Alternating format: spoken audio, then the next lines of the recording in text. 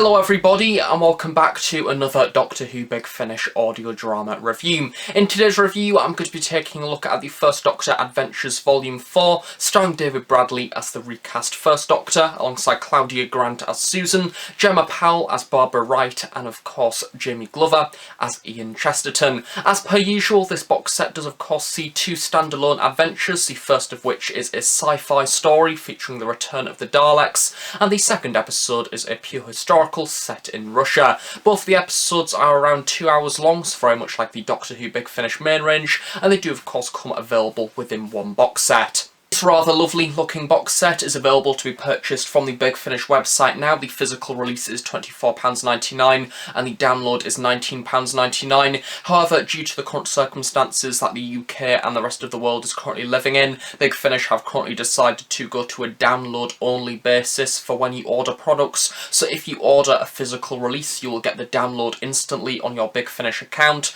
and then once all of this lockdown and everything else is all over and normal service starts to resume, the physical releases of box sets will start to be sent out as per usual. So do not worry, if you buy the physical release, you will get the physical release, and all of the products that would normally be physical releases are still going to be physical releases. You're just not getting them right now, you're going to be getting them a bit later. So very much like the vast majority of Big Finish fans, I imagine once this lockdown is all over, we're going to have quite a big delivery from Big Finish, with all these rather lovely looking releases nicely showing off their artwork. This one is in fact created by Tom Webster. Looks very nice. You have the Daleks and the First Doctor on the front there, and it is of course a rather slim release as well, but featuring only 2 CDs. So yeah, that is of course available to be purchased now. I must admit, I think this series so far has been a rather bumpy ride. Of course, all of the box sets have shared exactly the same format, having a futuristic sci-fi adventure and a pure historical in there as well, very much to reflect the early era of the First Doctor, which is why I absolutely love. I like the fact that we're getting pure historicals pretty much twice in a year, because that is quite a rarity, and new series Doctor Who has still failed to do one on TV, so it's nice to see the pure historicals still having some presentation and development in some format, be it only with the First Doctor. I would love to see a few more within the Big Finish main range at some point. However, what I've noticed is one of the main reasons why I love pure historical stories on the TV is the visuals, meaning that episodes like this involving the First Doctor on audio, sometimes I do find a little bit harder to get into because the plot can be a little bit more complex and you need to be engrossed in the characters and the setting, and if those two things aren't really floating your boat, the story might be quite a difficult listen. However, I'm happy to report that this box set, I think both stories are in fact considerably strong. So taking a look at the first adventure of the box set, it is of course Return to Skaro, as written by Andrew Smith. Now this one is of course the main seller of the box set, I imagine, because we get to see the original TARDIS team essentially having a sequel to the first ever Dalek story, funnily enough called The Daleks, and naturally this episode is packed to the brim with lots of references to that story, but also the future Dalek stories as well within Doctor Who, a bridge between what we got to see on TV being of course the Daleks and the Dalek invasion of Earth. Within this episode we have some really lovely subtle references to show the development of the Daleks and how they've gone further from their first ever appearance. So of course the radiation on the planet Skaro, and then being able to move off the metal paths as seen throughout the original story, and then of course them needing those big chunky bases within the Dalek invasion of Earth in order to move around. Of course we get to see a few other references in there as well, including a beginning of development of the Varga plant, which was of course a focus within Mission to the Unknown and the Daleks master plan, so it's nice to have a few of those references in there. So if you like the first ever Dalek story, then this will be a perfect episode for you, especially if you like David Bradley's portrayal as the First Doctor. I think the thing that I love about this story is the way this episode fits effortlessly into the era. We have all of the companions acknowledging that they've already been to Skaro after previously using the fast return switch to arrive on the planet Skaro once again, and we have them comparing their previous visit to what they're seeing now. And of course Skaro has grown in vegetation and generally overall looks a lot healthier. It's managed to get out of the nuclear slump that it was within, and the Thals have started to develop. They've now started to use Dalek technology and use it for their own ways, and they've become more powerful and more advanced and pretty much like a civilization that we would see on Earth today. And we see the Doctor and the TARDIS team being looked at as almost almost a godly group of people that came down to the planet and almost put them on the right tracks. They arrive on the planet again, they're almost treated like celebrities, and the First Doctor kind of loves it, kind of hates it at the same time. So it is great to have that. One of the other things that I like about this story is it doesn't introduce the Daleks instantly. You know that they are there, but they are physically lurking underneath the surface, and it is just a matter of time before they crop up again. I think that when they do, it is a really lovely reveal, and I love how ruthless the Daleks are within this story as well. I like the fact that they're acknowledging their previous visit from the Doctor, and also at the same time, the thing that shrouds this entire box set, including this Dalek story and the Russian-based episode, is that it feels like early days Doctor Who. It feels like a series that doesn't know about the future yet. It feels like a drama in its own right that kind of doesn't really know where the show is going. The characters are learning, the production team is learning. As with all of the box sets and episodes within this series, it is stripped back to basics, a science fiction adventure with absolutely brilliant music from Howard Carter, and the TARDIS team are very familiar to what we got to see on TV as well, asking the Doctor questions. Susan and the Doctor are almost detached from everybody else. They're quite obviously an alien from out of space, however you know very little about them. They are completely a mystery, you don't know where they've came from, however they possess skills much greater than everybody else, and I think that that theme that was seen within the series is perfectly presented throughout this story as well, and Andrew Smith gets it down to a T. We have Alistair Simpson as Damodus and Tracy Wiles as Triana, and both of those characters are the main Thals that we kind of get to meet throughout this story, and you see Triana almost become an extension companion of the First Doctor, and I like their characters. I love the way that we got to visualise this now developed variation of the Thals, seeing them live within a city that is very familiar to that of the Dalek city, and it is nice to see them once again developing to the Thal that we kind of know within later Doctor Who history, as opposed to almost being that tribal-like group that we got to see within the first Dalek story. Of course, talking about the TARDIS team, David Bradley is the First Doctor, there's no denying that. He is brilliant. However, I can't help but feel that a vast majority of his portrayal is especially related to the visual stuff. He can do the visual stuff brilliantly, and when he's there clutching his lapels and delivering the hums and the ahs on TV, it works very well, because having that visual representation often takes away from the voice. And when we have an audio drama, it is 100% focused on the voice, and therefore you kind of scrutinise his way of speaking a lot more than you would say within An Adventure in Space and Time and Twice Upon a Time, because you've only got the voice to go on. And no, I'm not going to say that David Bradley's portrayal is 100% like William Hartnell. Nothing will be 100% like William Hartnell, because he is not William Hartnell. However, I think having the opportunity to have a recast person playing the Doctor on audio in order to have full cast audio dramas, he works very well. You can certainly understand what Doctor he is meant to be. He gets the mannerisms, he gets the charm. I love his relationship with Susan. It is very warm and protecting and like a family figure, and he's everything that the First Doctor is on TV. However, he's still different because he's a different person acting that role, and I appreciate it. If you can get beyond that boundary, then these box sets are definitely something for you. Likewise as well for the rest of the TARDIS team, did like the fact that we had the development between Ian and Barbara, something that has been developed throughout the previous box sets as well. The relationship between them, starting to acknowledge that a bit more, and I think that Susan as well, she's got that childlike nature, very much like how she has within the TV show,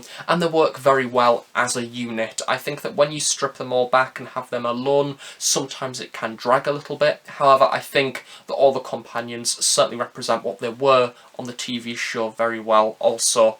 So now moving on to the second adventure of the box set, we have Last of the Romanovs, as written by Jonathan Barnes. Now this is of course a pure historical of the piece, and it's one of those episodes that I went into not really knowing too much about. It's not necessarily one of those historical areas that you kind of learn about within school or anything like that. It's not one of those traditional areas of history. However, looking back, it's one of those rather horrific areas of history, very much like within the Reign of Terror, presented within Doctor Who. I love the fact that this story is taking on all of the traits that you would come to expect from a William Hartnell pure historical, which, as I've mentioned many times before, I love pure historical stories, and I think that episodes like this, you go into and learn a lot about a specific period, however with a Doctor Who twist, however not too Doctor Who in twist that it takes away from the history. It is very much these figures from the future coming into a historical setting and kind of overseeing the events that happen and not changing history in any way. Last of the Romanovs is set in Russia, and it is basically the end of a dynasty where we have the Romanovs as a family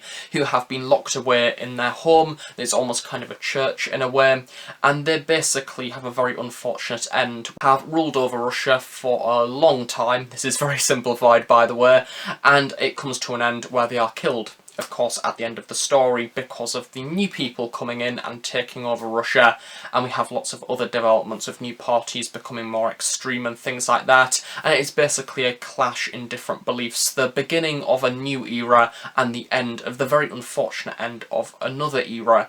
And we see the Doctor coming into this scenario not really knowing what is going on, and then he gets the date of when they've arrived. I think he said in the early 1900s, essentially what trouble they've got themselves into, because this is a very dark period of history. And what I love the most about this story, and something that you will only probably get from the first listen, is that I went into this story being oblivious, very much like Ian and very much like the Doctor. Didn't really know what location I had landed in, and then when you land in this situation, you realise the trouble that the characters are in as a whole. Of course, this story doesn't actually deal with the ending of the family of the Romanovs. The Doctor and the TARDIS team, in fact, get away from the scene of the event at the end of the story prior to the death of the family, so we don't actually get to see that presented on screen, but we get to see all of the events leading up to it, which I think arguably is more powerful than actually seeing the event itself. Had this appeared within 1960s Doctor Who, I imagine we wouldn't have seen that ending death scene either, because it is a very brutal thing, and something of which that I wouldn't expect to see within a TV show that's meant to be for the family. And this is tackling a very dark period of history, but I think it does it very well. I absolutely love the way that the first Doctor comes into the situation, and we have basically that theme that was introduced within the Aztecs being reintroduced in this story, that idea of you can't rewrite history, not one line. Barbara has remembered it from that episode, Ian has also remembered it from that story, and Susan is aware of it. However, because she's naturally a young teenager, even though she's from Gallifrey, she still doesn't quite understand it. She still thinks that they could change history for the good of things, and she doesn't see the broader impact, and the Doctor is still kind of the only one that has the full understanding of it. And we see Barbara and Ian taking this new approach that they've learnt within the Aztecs and applying it to this scenario. They know what is going to happen, and they kind of are trying to avoid being involved within the inevitable. And a beautiful thing, and something that I absolutely credit Jonathan Barnes for, is the end of this story. It is absolutely phenomenal, the way that we have the first Doctor acknowledging the events that he has seen, and acknowledging the events that are yet to happen, and saying, do I have the duty to intervene?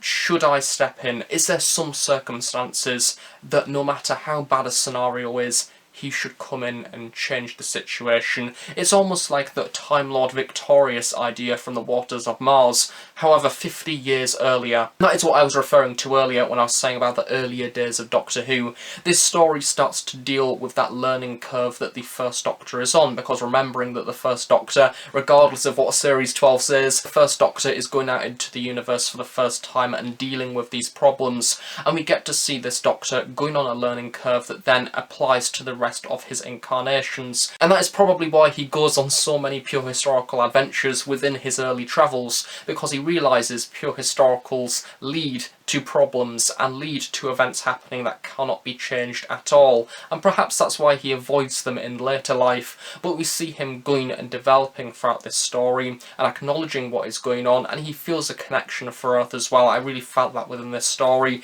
I think that David Bradley portrays it brilliantly. However, as I mentioned at the very start of this review, there is always a risk with pure historicals where if you do not have an investment within the period, if you aren't invested within the characters, you won't really feel much from this story. I know that because I've had previous stories within this series where I've not really 100% felt satisfied by it. I think there's one of them within the previous series. I'm looking for them on my shelf just over there. I think there's one in the previous volume called The Phoenicians, quite a while because we've had about a year's gap since the previous box set. However, I didn't fully connect with that story because I didn't feel too invested within the period. It was still a great adventure and I respected it for what it did, and I respect anybody who can write a pure historical adventure effectively because it takes a lot of historical knowledge to do that. However, it just goes to show, if you don't really feel invested within a certain period, then that story isn't necessarily for you. This story I enjoyed. I enjoyed the idea of it and I enjoyed learning about the period. I enjoy meeting these people along the way who have the power, such as the Russian equivalent of the army within this time, recruiting people to build the trenches, much like Ian and the Doctor got forced to do within the early half of this story, and the Doctor essentially collapsing due to being tired from the activities that he has been carrying out. You have Barbara and Susan being dressed as nuns because of one of the people within the British Embassy, I suppose, within Russia, has asked them to go undercover to try and get the Romanov family out of the place where they are being kept. And of course Barbara knows, being a historical teacher, that she can't do that. She can't take them out of the building. There's an effective sense of helplessness throughout this story where they just need to watch events unfold, making for it a rather pleasant experience to listen to from a character perspective, not necessarily the context of the story, because like a lot of pure historicals, there is a grim underlying history to it, which isn't really pleasant at all, and that is why it's remembered within history, because it is very grim. The fact that I went on to do a little bit of research about the Romanovs after this episode to find out that they were burnt when they did eventually get killed. They were thrown in a mine, as it was also referenced throughout this story. However, what the episode failed to mention was that they were burnt, I do believe, for 3 or 4 days after that with acid in order to get rid of every piece of evidence of their remains kept out of the story, and I felt like that was effective because they did that. But the very fact that I went and researched after it showed that I kind of felt some involvement within the plot, and it triggered a little bit of interest with me, so that I suppose is a good thing. So overall, for the First Doctor Adventures Volume 4 starring David Bradley, this was the box set that I've been waiting for since the beginning of this series, because as I mentioned, I do believe within the previous First Doctor Adventures review of Volume 3, I mistakenly Companion Chronicles of the First Doctor, I do believe Volume 4 of that, as Volume 4 of these adventures, and quite a lot of people picked me up on it. However, one thing that stood was I do believe that box set did feature an episode of the Daleks, and within the previous review I said that I wanted to see David Bradley go up against the Daleks. I wanted to see him against a villain that has gone on to be within Doctor Who history and caused impact, something of which that we got to see within the first volume of First Doctor Adventures, seeing the earlier incarnation of the Master, and I kind of wanted more of that. That whetted my appetite when it came to this series, and I kind of felt like the other science fiction style episodes that have been within Volume 2 and Volume 3 didn't completely satisfy me. I wanted a TV villain within the episodes, and this box set did that, and I appreciate it because it worked very, very well. If you are a fan, as I say, of the 60s Dalek episodes and this era of the show in particular, this is definitely an episode for you and something that I highly recommend listening to. The second episode is also a brilliant accompaniment. One of the risks of doing a series such as this and selling the episodes within a box set like that is that you buy one episode and you essentially get the other one there, I suppose. A lot of people will be buying this box set for the Dalek story, and I think there will be very little, or at least less people within the fandom buying this box set for the remaining episode. However, I think it runs also at the same time as a very good opportunity, because you get a Dalek story and you are introduced to another episode of Doctor Who that you don't necessarily know too much about as a historical setting, so I think it is a good format. I thought that it was 2 very effective and well written stories, 2 brilliant pieces of drama, and one that I highly recommend purchasing if you are a fan of the era and want some First Doctor David Bradley goodness in your life. The beauty of these box sets is that you do not need to buy them in order. You can listen to this box box set without listening to any of the other First Doctor adventures, and to be honest, I would dare say this is my favourite box set that has been released from the series so far. So yeah, quite high praise from me for this box set. I do recommend it, as I say, if you are a fan of the era or want to see more David Bradley as the First Doctor. So thank you very much for watching this review of the First Doctor Adventures Volume 4. I hope you have enjoyed it. If you have any questions about either of the adventures featured throughout this review, please do feel free to leave them in the comment section below, and I'll try my best to answer them at some point in the near future. And do of course stay tuned on The Host Productions for more Doctor Who content each and every week, from Big Finish reviews, product reviews, and many, many more other reviews. So thanks for watching, and I shall see you all next time. Bye for now.